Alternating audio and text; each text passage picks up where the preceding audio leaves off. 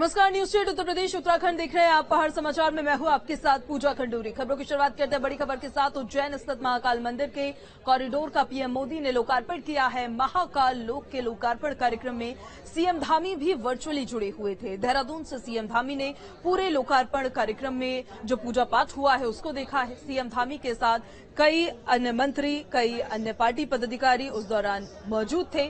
महाकाल लोक के लोकार्पण कार्यक्रम के लाइव प्रसारण को देखते हुए वो नजर आ रहे थे। तो ये देखिए तस्वीरें आपको दिखा रहे हैं। ये दो तस्वीरें देखिए। पहली तस्वीर उज्जैन से आपको दिखा रहे हैं जब आज प्रधानमंत्री नरेंद्र मोदी ने महाकाल कॉरिडोर के पहले फेज का उद्घाटन किया है, उसको राष्ट्र को समर्पित किया है। तो वहीं दूसरी तस्वीर आप देख रहे हैं देहरादून से, जहां पर मुख्यमंत्री पुष्कर सिंह धामी मौजूद है, कई पार्टी अधिकारी उनके साथ मौजूद है और लाइव प्रसारण वो देख रहे थे जब महाकाल कॉरिडोर का प्रधानमंत्री नरेंद्र मोदी लोकार्पण कर रहे थे, देश को समर्पित कर रहे थे। पहले प्रधानमंत्री नरेंद्र मोदी ने महाकाल मंदिर में पूजा अर्चना की, गर्भगृह में उन्होंने मंत्र जाप किया। इस अवसर पर राज्यपाल मंगू भाई पटेल उनके साथ मौजूद थे। मुख्यमंत्री शिवराज सिंह चौहान, केंद्रीय मंत्री ज्योतिरादित्य सिंधिया वहां पर मौजूद रहे और इस खास अवसर पर महाकाल मंदिर और पूरे महाकाल लोक को फूलों से सजाया गया था। ये तस्वीरें जो हम आपको दिखा रहे हैं एरियल व्यू से, ये तस्वीर आप देख रहे हैं ड्रोन कैमरे से ली गई ये तस्वीरें हैं। ये वीडियो जो आपके टीवी स्क्रीन पर चल रहा है, भव्यता और दिव्यता जो तैयारियां वहां पर की गई है वो इसकी दर्शाती है। महाकाल मंदिर और पूरे महाकाल लोक को फूलों से सजाया गया है। चप्पे चप्पे पर सुरक्षा व्यवस्था की तैयारियां पुरजोर की गई है। ये दो तस्वीरें जो आप देख रहे हैं उज्जैन में जब प्रधानमंत्री नरेंद्र मोदी ने जप किया मंत्रों का और उसके बाद फिर उन्होंने बटन दबाकर लोकार्पण किया और पहले चरण का जो काम पूरा हुआ है, जो कार्य पूरा हुआ है उसको राष्ट्र को समर्पित किया है। उस दौरान की पहली तस्वीर है। दूसरी तस्वीर हम आपको देहरादून से दिखा रहे हैं। सीएम पुष्कर सिंह धामी, कई नेता उनके साथ मौजूद थे, पार्टी अधिकारी उनके साथ मौजूद थे। प्रधानमंत्री नरेंद्र मोदी ने बटन दबाकर महाकाल लोक का उद्घाटन किया। महाकाल प्रांगण को इस दौरान बेहद ही खूबसूरत तरीके से सजाया गया था और वो तस्वीरें इस बात की तस्दीक करती है कि कितनी तैयारियां वहां की गई थी। उद्घाटन के दौरान पीएम मोदी ने कॉरिडोर के बारे में जानकारी भी ली थी, निरीक्षण भी करते हुए वो वहां पर नजर आ रहे थे। पीएम के साथ सीएम शिवराज सिंह चौहान लगातार मौजूद रहे थे। तो प्रधानमंत्री नरेंद्र मोदी ने महाकाल मंदिर में पूजा अर्चना की और उसके बाद फिर वो बाहर आए। उन्होंने नंदी भगवान के पास बैठकर ध्यान लगाया और उसके बाद फिर उन्होंने बटन दबाकर इस कॉरिडोर का लोकार्पण किया है। तो ये तस्वीरें देखिए, तस्वीरें आपको दिखा रहे हैं प्रधानमंत्री नरेंद्र मोदी ने जब इस कॉरिडोर का लोकार्पण किया उस दौरान की ये तस्वीरें।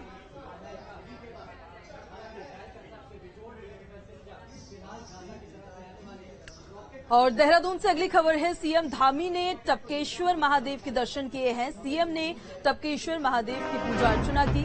सीएम के साथ मंत्री गणेश जोशी वहां पर मौजूद रहे। बड़ी खबर आपको बता रहे हैं, टपकेश्वर महादेव के दर्शन करने के लिए, उनका आशीर्वाद लेने के लिए सीएम पुष्कर सिंह धामी पहुंचे हुए थे। देखिए उस दौरान की ये तस्वीर है जब हम आपको दिखा दें। टपकेश्वर महादेव के दर्शन करने के लिए सीएम योगी आदित्यनाथ पहुंचे थे। महादेव की उन्होंने पूजा अर्चना की, प्रदेश के विकास को लेकर आशीर्वाद दिया।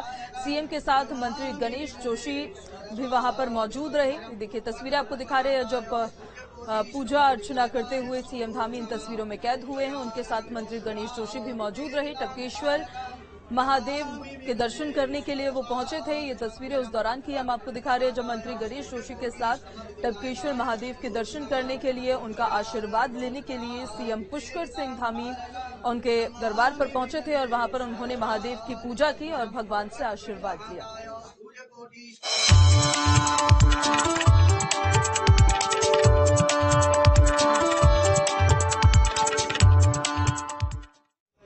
और 23 अक्टूबर को प्रधानमंत्री नरेंद्र मोदी का केदारनाथ दौरा प्रस्तावित है। पीएम मोदी के दौरे से पहले सीएम धामी ने केदारनाथ धाम का दौरा किया है।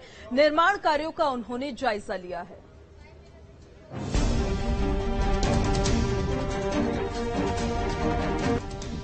बारिश और बर्फबारी के बीच मंगलवार को सुबह सुबह सीएम धामी केदारनाथ धाम पहुंच गए।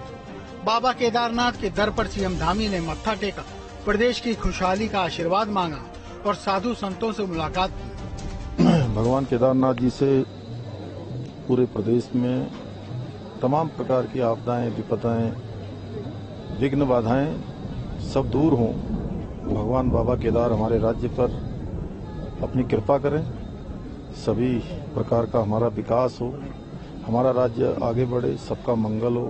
भगवान आने वाले सभी तीर्थयात्रियों की, श्रद्धालुओं की, सबकी यहाँ मनोकामनाएं पूर्ण करें।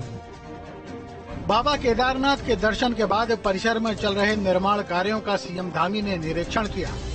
सीएम धामी ने निर्माण कार्य कर रही एजेंसी को सभी निर्माण कार्यों को तय समय सीमा में पूरा करने के साथ ही गुणवत्ता बनाए रखने की सख्त हिदायत दी। केदारपुरी का भव्य निर्माण कार्य हो रहा है। आज मैं वो भव्य निर्माण कार्य, उसका जो पुनर्निर्माण का चल रहा है, उसको देखने भी आया हूँ, उसको देख भी रहा हूँ। और जो टाइम है, समय सीमा है, दिसंबर 2023 तक ये कार्य पूरे होंगे और भव्य केदारपुरी और दिव्य केदारपुरी हमारे प्रधानमंत्री जी के नेतृत्व और उनके मार्गदर्शन में आगे हम सबके सामने आएगी। निर्माण कार्यों के निरीक्षण के बाद सीएम धामी ने पत्रकारों से बात की, पीएम मोदी का आभार जताया। चाहे बद्रीनाथ जी हों, चाहे केदारनाथ जी हों, चाहे अयोध्या जी हों, चाहे काशी हो, चाहे आज महाकाल हो, हर दिशा में महान नए निर्माण और पुनर्निर्माण के कार्य हो रहे हैं। और यह सब कार्य माननीय प्रधानमंत्री जी के प्रधानमंत्री बनने के बाद धर्म और संस्कृति के उत्थान का पर्व मनाया जा रहा है। सूत्रों की माने तो पीएम मोदी बाबा केदारनाथ के कपाट बंद होने से पहले 23 अक्टूबर को दर्शन के लिए धाम आ सकते हैं। पीएम मोदी अपनी छोटी दिवाली बाबा के धाम में ही मना सकते हैं। पीएम के कार्यक्रम को लेकर तैयारियां तेज हो गई हैं और इसी कड़ी में सीएम धामी भी तैयारियों का जायजा लेने पहुंचे थे। केदारनाथ धाम से रोहित डेमरे के साथ टीम न्यूज स्टेट। और वहीं इस बार की चारधाम यात्रा ने पुराने सारे रिकॉर्ड्स तोड़ दिए हैं। यात्रा अब अपने अंतिम चरण पर है और बाबा के दर पर आस्था का सैलाब उमड़ रहा है। एक रिपोर्ट आपको दिखाते हैं।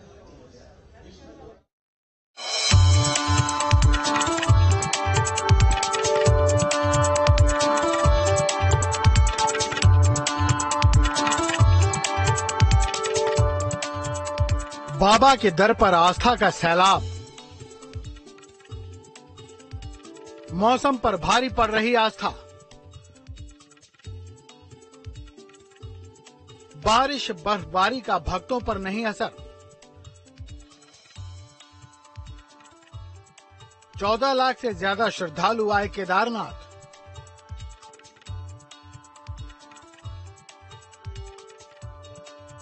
अंतिम चरण में यात्रा, लगातार बढ़ रहे यात्री।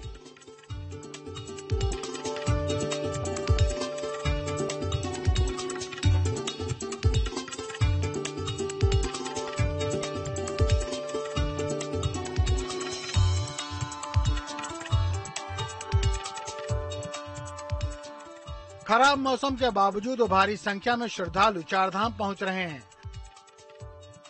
आलम यह है कि जगह जगह जाम का झाम देखने को मिल रहा है।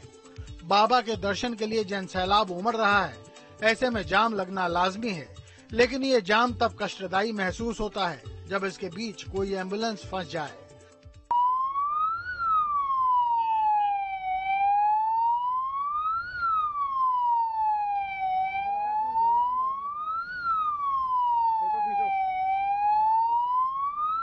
मंगलवार को कुछ ऐसा ही देखने को मिला, जब एक एम्बुलेंस घंटों जाम में फंसी रही। जाम खुलवाने में पुलिस को काफी मशक्कत करनी पड़ी।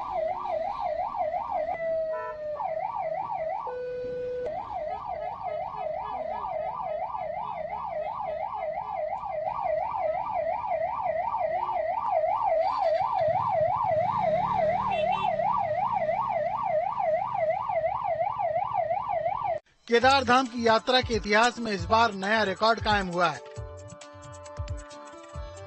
इस बार 14,34,000 भक्तों ने केदारनाथ के दर्शन किए हैं। रोज करीब 15,000 श्रद्धालु आ रहे हैं। केदारनाथ यात्रा में अभी 15 दिन बचे हुए हैं। यह यात्रा 6 मई को शुरू हुई थी। इस यात्रा ने 2019 का रिकॉर्ड तोड़ा है, जब 10 लाख यात्री आए थे। अब तक की यात्रा के सभी रिकॉर्ड टूट चुके हैं।